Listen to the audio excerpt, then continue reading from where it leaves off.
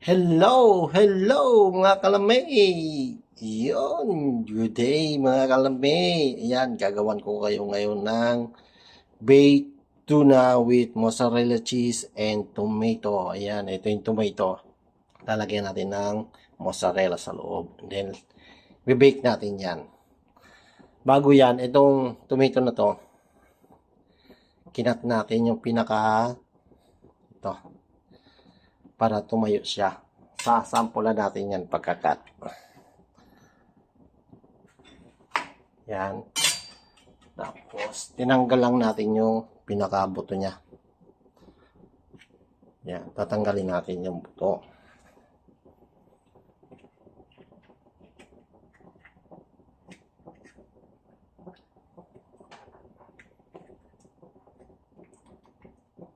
Yan. Ito na siya. Yun. Lalagyan natin ng cheese ang ating tomato. So, tara. Simulan na natin. Ayan, ito yung mga ingredients natin. Mozzarella cheese, tuna, salt and pepper, tomato, and then yung ating butter. Ipa-fry muna natin itong tuna. Then, lagyan muna natin ng salt and pepper. Yan, mix natin salt and pepper. Yan, kabilaan.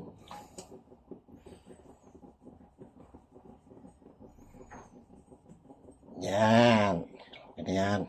Then, papray natin. Natin ng margarine. Lagyan lang natin ng golden brown ng ating tuna. Yan.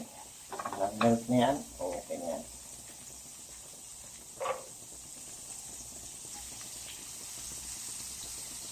Add natin yung ating tuna.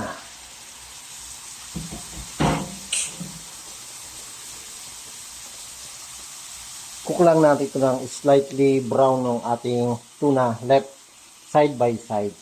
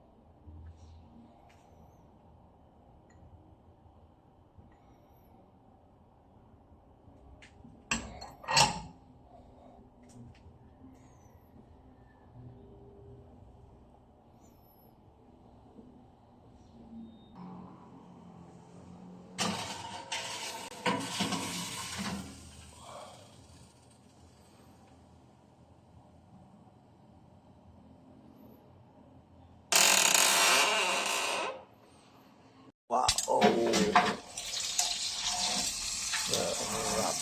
Beautiful.